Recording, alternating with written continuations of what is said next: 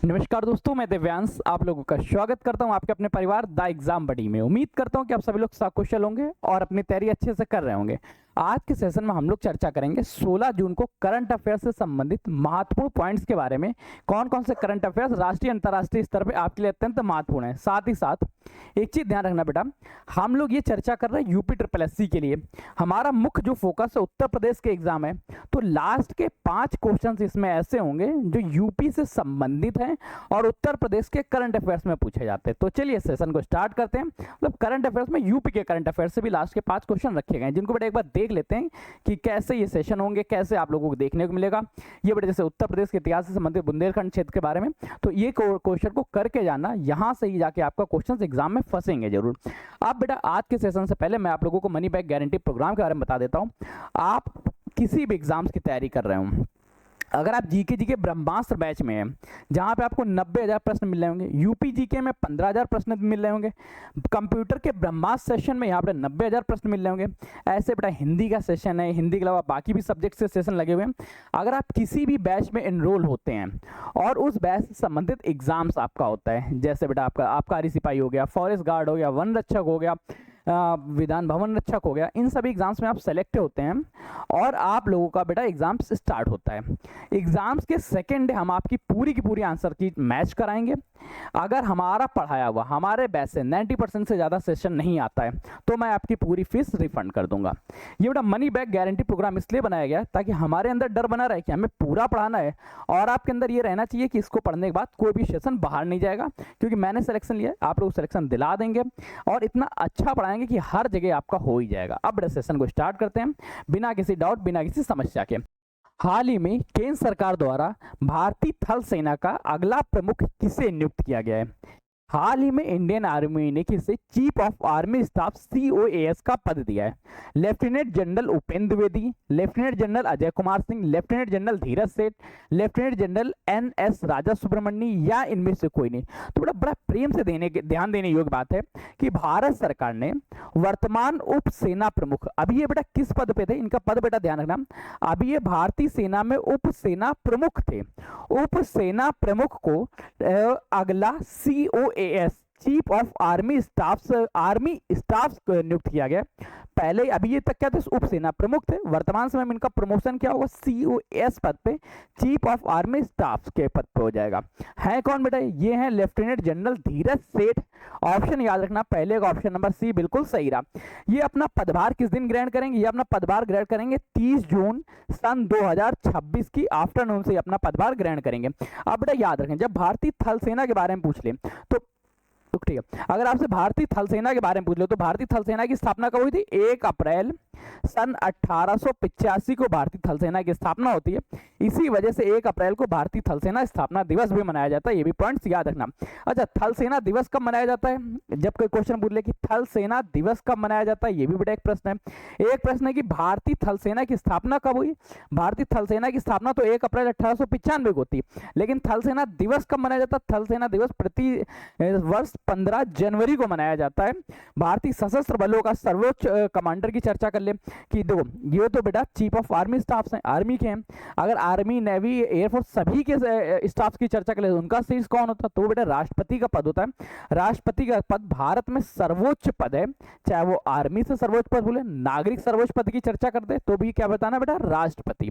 अब बेटा यहाँ क्या क्या क्वेश्चन पूछा? सबसे पहले भारतीय सेना में आर्मी की स्थापना कब होती है? 1 अप्रैल 1895 को, 1 अप्रैल 1895 को भारतीय थल सेना की स्थापना होती है। लेकिन थल सेना दिवस कब मनाया जाता है? थल सेना दिवस मनाया जाता है 15 जनवरी को। उप सेना प्रमुख कौन थे पहले? लेफ्टिनेंट जनरल धीरज सेठ, जो बेटा वर्तमान समय में भारतीय सेना के चीफ ऑफ आर्मी स्टाफ बनेंगे और ये अपना पदभार कब ग्रहण करेंगे? 30 जून सन 2026 को। ये भी डेटा बेटा याद रखना। नेक्स्ट क्वेश्चन है, 14 जून 2026 को केंद्रीय गृह मंत्री अमित शाह ने जनसांख्यिकी परिवर्तन पर उच्च स्तरीय बैठक की। इस समिति को विशेष रूप से किन क्षेत्रों में जनसंख्या संरचना के बदलाव के अध्ययन का निर्देश दिया गया था? अब बेटा बताओ, जनसांख्यिकी परिवर्तन पे एक उच्च स्तरीय बैठक हुई है, जिसका बेटा ये बात था कि आप लोग जनसंख्या संरचना के बदलाव पे अध्ययन करें। तो बेटा कहाँ के? देश के केवल तटीय राज्यों के, सीमावर्ती जिलों के, केवल पूर्वी उत्तर भारत के, या देश के में केवल नक्सल प्रभावित क्षेत्रों में, कहाँ पे बेटा इनको अध्ययन करना था? तो बेटा इनका अध्ययन का काम था देश के बॉर्डर डिस्ट्रिक्ट्स में, सीमावर्ती जिलों में जो जनसंख्या संरचना में परिवर्तन आ रहा उस पर डिटेल अध्ययन करना। अर्थात सेकंड का ऑप्शन नंबर क्या रहा? ऑप्शन नंबर बी हमारा बिल्कुल सही हो जाता है। आपको दिख रहा ना? बस ठीक है बेटा, सेकंड का option number B. Next question है, हाल ही में भारत के किस पड़ोसी देश के साथ यात्री ट्रेन सेवा को मजबूत करने के लिए जनकपुर अयोध्या खंड पर क्रॉस बॉर्डर रेलवे संपर्क को लेकर संयुक्त कार्य समूह की GWG बैठक की गई? आप बेटा याद रखो, जनकपुर अयोध्या खंड पे क्रॉस बॉर्डर रेलवे संपर्क बनाया जा रहा है। ये बेटा किस देश के साथ है? भारत बांग्लादेश के साथ, भारत और भूटान के साथ, भारत और श्रीलंका के साथ, भारत और नेपाल के साथ, या बेटा इनमें से किसी को नहीं? देखो बेटा, भारत और नेपाल के बीच रेल संपर्क को बढ़ावा देने के लिए 11 और 12 जून को नेपाल के काठमांडू में एक बैठक की गई। इस बैठक का मुख्य काम था कि जनकपुर, अब बेटा ये जनकपुर है कहाँ बेटा? ये नेपाल का है, और जनकपुर से लेके भारत के अयोध्या तक, कहाँ बेटा? अयोध्या तक, अयोध्या अर्थात भारत तक एक रेल सेवा का प्रारंभ किया जाए। मतलब नेपाल से लेके भारत तक एक रेल सेवा प्रारंभ की जा रही है। तो ये भारत और नेपाल के मध्य की है, जनकपुर अयोध्या खंड क्रॉस बॉर्डर रेलवे संपर्क बनाने के लिए। तीसरे का ऑप्शन नंबर डी बिल्कुल सही हो जाता। अच्छा, इसका उद्देश्य क्या रखा गया? याद रखो बेटा, भारत में पहली बार ब्रॉडगेज ट्रेन सेवा जनक नगर से लेके कुर्था के बीच अप्रैल 2022 में इससे पहले चलाई गई थी। फिर बेटा ये बंद हो गई, अभी से फिर से चालू किया जा रहा है। इसको सबसे पहले कब चलाया गया था? अप्रैल 2022 में। ये भी बेटा डेटा याद रखना। नेक्स्ट प्रश्न है कि सूचना और प्रसारण मंत्रालय ने दूरसंचार अधिनियम 2023 के तहत टेलीविजन, रेडियो और संबंध प्रसारण सेवाओं के नियमन हेतु नए निर्देशों का मसौदा जारी किया है। इस मसौदे का प्राथमिक उद्देश्य क्या है? अब टेलीविजन, रेडियो, इन सभी में प्रसारण के लिए एक रूल्स बनाए गए हैं। उसका क्या है? OTT पर पूर्ण प्रतिबंध लगाना, विदेशी चैनलों के प्रसारण में के भारत के प्रसारण को रोकना, TV, radio, IPTV, DTH, satellite प्रसारण का एकीकृत नियामक ढांचा तैयार करना, या दूरदर्शन के निजीकरण की प्रक्रिया शुरू करना। इनमें से कोई नहीं। तो बेटा देखो, ज्यादातर लोग इसमें निजीकरण को लगाएंगे क्योंकि ये देश, ये जो गवर्नमेंट है इसका यही था। लेकिन है क्या इस बार बेटा जो रूल्स बनाया गया सूचना प्रसारण मंत्रालय दूरसंचार अधिनियम 2023 के तहत, इसका उद्देश्य है टीवी, रेडियो, DTH, सैटेलाइट को एक फ्रेमवर्क में तैयार किया जाए, इनको पर कंट्रोल रखा जाता है। चौथे का ऑप्शन नंबर सी बिल्कुल सही हो जाता है। नेक्स्ट क्वेश्चन है, हाल ही में भारतीय खेल जगत को एक बड़ा झटका लगा। 39 वर्ष की आयु में महान निशानेबाज और राष्ट्रीय कोच जसपाल राणा का निधन हो गया। उन्होंने भारत सरकार द्वारा किस प्रतिष्ठित खेल पुरस्कार में सम्मानित किया गया था? अब देखो, क्वेश्चन की केवल और केवल भाषा ही डिफिकल्ट है, क्वेश्चन बड़ा आसान सा है। क्वेश्चन इतना पूछ रहा है, जसपाल राणा जी को अर्जुन और द्रोणाचार्य पुरस्कार से सम्मानित किया गया था, या बेटा इनको सम्मानित किया गया था केवल राजीव गांधी खेल रत्न पुरस्कार से, जिसे मेजर खेल रत्न नाम से जानते हैं, केवल अर्जुन से पुरस्कार से सम्मानित किया गया था, अर्जुन, पद्म, द्रोणाचार्य या पुरस्कार, इन तीनों से सम्मानित किया गया था। तो बेटा याद रखना, इन्हें अर्जुन पुरस्कार भी मिला, पद्मश्री भी मिला और द्रोणाचार्य अर्थात तीनों मिले। पांचवे का ऑप्शन नंबर डी बिल्कुल सही हो जाता है। नेक्स्ट क्वेश्चन है, हाल ही में सर्वोच्च न्यायालय ने मोटर दुर्घटना मुआवजे मामलों में संदर्भ में एक ऐतिहासिक निर्णय देते हुए गृहिणियों के अवैतनिक घरेलू श्रम का स्वतंत्र आर्थिक मूल्य आय, कोर्ट ने इसके लिए न्यूनतम काल्पनिक मासिक आय कितनी निर्धारित की है? अब देखो, जो भी व्यक्ति घर पे ही कार्य कर रहे हैं उनकी मासिक आय कितनी लीजिए, जो होम मेकर्स है उनके लिए, तो वो बेटा मानी गई है 30,000 रुपए प्रति माह, अर्थात छठे का ऑप्शन नंबर सी बिल्कुल सही हो जाता है। नेक्स्ट क्वेश्चन है बेटा, जून 2026 को प्रधानमंत्री नरेंद्र मोदी ने अपने यूरोप यात्रा के प्रथम चरण में किस देश के नीस शहर पहुंचे, जहां उन्होंने द्विपक्षीय संबंधों और नवाचारों में भाग लिया? अब बेटा इनके इस यात्रा में सबसे पहले ये कहां पहुंचे? इटली पहुंचे, जर्मनी गए, फ्रांस गए, यूनाइटेड किंगडम गए, या इनमें से कहीं नहीं? तो याद रखो, प्रधानमंत्री नरेंद्र मोदी ने यूरोप यात्रा के पहले पड़ाव में फ्रांस के नीस में गए। नीस कहाँ का शहर है बेटा? फ्रांस का शहर है, अर्थात सातवें का ऑप्शन नंबर सी बिल्कुल सही हो जाता है। जहां भारतीय समुदायों द्वारा उनका भव्य स्वागत किया गया, अंतरिक्ष सहयोग पे चर्चा की गई और दोनों देशों के भारत और फ्रांस के नवाचार सम्मेलन का उद्घाटन भी किया गया। अब बेटा फ्रांस की जब कभी चर्चा करें तो फ्रांस की राजधानी क्या है बेटा? फ्रांस की राजधानी राजधानी पेरिस है, ये बड़ा पॉइंट याद रखना। और सीन नदी के तट पर स्थित है, ये बेटा किस नदी के तट पर स्थित है बेटा, ये स्थित है सीन नदी के तट पर स्थित है। नेक्स्ट प्रश्न है, जून 2026 को किस यूरोपीय देश की नौसेना सशस्त्र बलों ने इंग्लिश चैनल में पहली बार रूस के एक शैडो फ्लीट कच्चे तेल के टैंकर को रोककर जब्त किया? अब बेटा देखो, रूस का एक कच्चा तेल का टैंकर आ रहा था, जिसको बेटा सबसे पहले इंग्लिश चैनल में किसने रोका? किस यूरोपीय देश की सेना ने रोका? फ्रांस ने, जर्मनी ने, यूनाइटेड किंगडम ने, नॉर्वे ने, या इनमें से किसी ने? देखो बेटा, यूनाइटेड किंगडम के प्रधानमंत्री किम स्टार्मर और ब्रिटिश रक्षा मंत्रालय के अनुसार ब्रिटिश बलों ने इतिहास की पहली बार इंग्लिश चैनल को से गुजरने वाले रूस के एक शैडो फ्लीट, जिसको बेटा ये माना गया कि अवैध रूप से तेल का परिवहन एवं जहाजों का बेड़ा लेके जा रहा था, उसको रोका। बेटा किसने रोका है? ये बेटा रोका किसने बेटा? ये रोका है बेटा यूनाइटेड किंगडम ने, अर्थात ऑप्शन नंबर 8वें का क्या रहा? 8वें का सी बिल्कुल सही हो जाता है, यूके। नेक्स्ट क्वेश्चन है बेटा, जून 2026 की चर्चा कर रहा है। संयुक्त राज्य अमेरिका यूएसए ने राष्ट्रपति डोनाल्ड ट्रंप को किस खाड़ी देश के साथ ऐतिहासिक शांति समझौते पर हस्ताक्षर करने की घोषणा की है, जिससे स्टेट ऑफ हॉर्मुज के सभी जहाजों को पुनः खोला जा सके? स्टेट ऑफ हॉर्मुज के जहाजों को खोलने के लिए बेटा सऊदी अरब के क्षेत्रों को खोला गया, ओमान के, कतर के, ईरान के, या इनमें से किसी को नहीं? तो बेटा ये खोला गया ईरान के लिए, अर्थात 9th का ऑप्शन नंबर क्या रहा? ऑप्शन नंबर डी बिल्कुल सही हो जाता है, ईरान। नेक्स्ट क्वेश्चन है, अगले क्वेश्चन को ध्यान देना। हाल ही में किस भारतीय संस्थान ने 6G चिपसेट का अनावरण किया है? अब बेटा आप 5G चला रहे हैं, 5G की स्पीड कितनी तेज चले आपको पता ही है। इसके साथ ही साथ बेटा एक 6G का भी चिपसेट का आयोजन किया गया। IIT में ये निर्मित की गई, IIT दिल्ली में की गई, बेंगलुरु में की गई, मद्रास में की गई, IICS बेंगलुरु में की गई। तो बेटा भारतीय विज्ञान संस्थान IISc बेंगलुरु के शोधकर्ताओं ने जून 2026 में पहला पूर्णतः स्वदेशी 6G वायरलेस संचार सिस्टम को घोषित किया है। इसकी बेटा क्या है? इसको विकसित किया है। पहला 6G बेटा कहाँ विकसित किया गया? भारत का स्वदेशी तौर पे वो किया गया है IIS बेंगलुरु में, अर्थात 10वें का ऑप्शन नंबर डी हमारा बिल्कुल सही हो जाता। नेक्स्ट प्रश्न है बेटा, जून 2026 में नाटो का 33वां देश कौन बना है? नाटो का में बेटा 33 देश हो चुके हैं, और इसमें बेटा 33वें नंबर पे स्वीडन है, फिनलैंड है, यूक्रेन है, जॉर्जिया है, या इनमें से कोई नहीं? तो याद रखो बेटा, नाटो का जो 33वां देश है, 33 देश है, ये बेटा कौन सा है? जल्दी से बेटा बताओ। तो याद रखो बेटा, नाटो में अभी तक केवल 32 देश ही हुए हैं। 33वां देश स्वीडन, 33वां देश बेटा शामिल करने की अभी कोई भी चर्चा नहीं हुई है, तो ये ऑप्शंस बिल्कुल क्वेश्चन भी गलत हुआ। और इनमें से ऑप्शन नंबर ई हमारा यहाँ पे सबसे ज्यादा सही हो जाएगा। नाटो में अभी 32 देश हैं, और 32वां देश कौन सा? 32वां देश बेटा स्वीडन है। तो क्वेश्चन इस तरह से भी बेटा पूछा जाता है, जहाँ पे क्वेश्चन तो गलत दिखाई जाता है, लेकिन आंसर्स के तौर पे उससे बेटा सही माना जाता है। ऑप्शन नंबर ई पे आपको टिक लगाना था। नेक्स्ट क्वेश्चन बेटा जाते हैं। अगला प्रश्न आपसे पूछ रहा है, ग्लोबल पीस इंडेक्स 2026 में भारत की रैंक क्या थी? ग्लोबल पीस इंडेक्स 2026 में भारत की रैंक 120वीं है, 115वीं, 126वीं, 105वीं, या इनमें से कोई नहीं? तो बेटा भारत की रैंक है 126वीं रैंक है, अर्थात 12वें का ऑप्शन नंबर सी बिल्कुल सही हो जाता।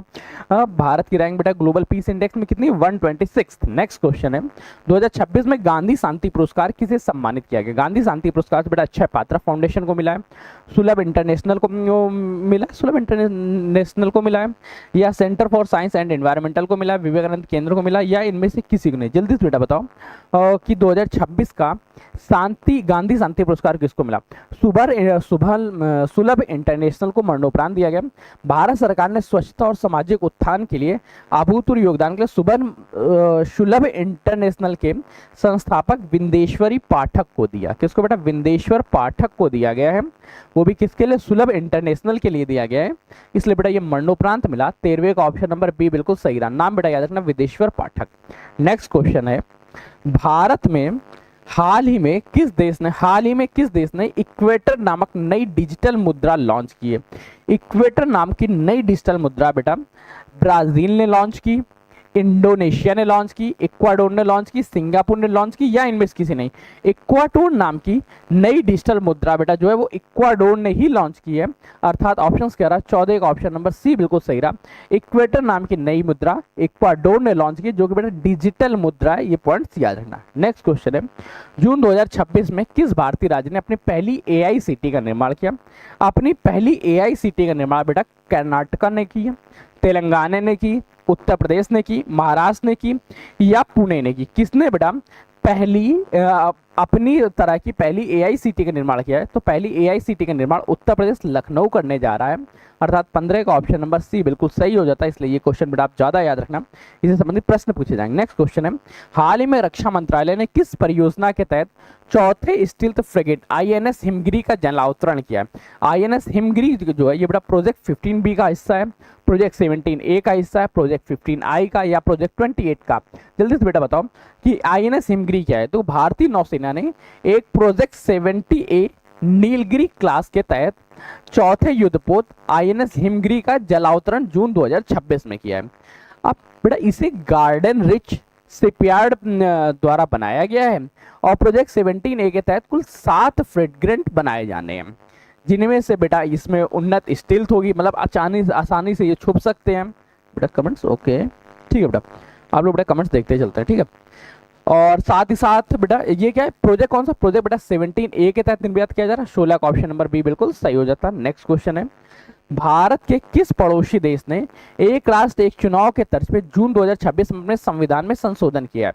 भारत के बेटा नेपाल ने इसने संशोधन किया, बांग्लादेश ने संशोधन किया, भूटान ने, श्रीलंका ने, या इनमें से किसी ने? देखो नेपाल की संसद ने अपनी राजनीतिक स्थिरता को सुनिश्चित करने के लिए जून 2026 में अपने संविधान में संशोधन किया। 17 का ऑप्शन नंबर क्या रहा? ए बिल्कुल सही हो जाता। ये संशोधन किसके द्वारा हुआ? नेपाल द्वारा हुआ। नेक्स्ट क्वेश्चन है, विश्व खाद्य सुरक्षा दिवस 2026 के अवसर पे किस राज्य को खाद्य सुरक्षा सूचकांक में प्रथम स्थान मिला? केरल को मिलता है, पंजाब को मिलता है, तमिलनाडु को, गुजरात को, या इनमें से किसी ने? विश्व खाद्य सुरक्षा दिवस के अवसर पे किसको बेटा मिलता है? ये बेटा मिलता है केरल राज्य को, अर्थात 18 का ऑप्शन नंबर ए बिल्कुल सही हो जाता है। केरल राज्य को बेटा खाद्य सुरक्षा इंडेक्स में बेटा प्रथम स्थान मिलता है। 7 जून को मनाए गए विश्व खाद्य सुरक्षा दिवस पे फसाई द्वारा जारी राज्य खाद्य सूचकांक 2025 में 25-26 में केरल के बड़े राज्यों की श्रेणी में प्रथम स्थान पे आता है। सेकंड रैंक की चर्चा करें तो सेकंड रैंक बेटा पंजाब को मिलता है, और थर्ड रैंक में बेटा अपना तमिलनाडु रहता है। यह सूचकांक मानव संसाधन, अनुपालन, प्रशिक्षण और उपभोक्ता सशक्तिकरण जैसे मानकों पर आधारित है। नेक्स्ट क्वेश्चन है बेटा, ब्रिक्स देशों की विदेश मंत्रियों की बैठक कहाँ आयोजित की गई? ब्रिक्स देशों की विदेश मंत्रियों की बैठक मास्को रूस में आयोजित की गई, केप टाउन दक्षिण अफ्रीका में लॉन्च की गई, ब्रासीलिया ब्राजील में, नई दिल्ली भारत में, या इनमें से कहीं नहीं? जल्दी से बेटा बताओ, जून 2026 में ब्रिक्स देशों की मंत्री स्तर की बैठक कहाँ आयोजित की गई?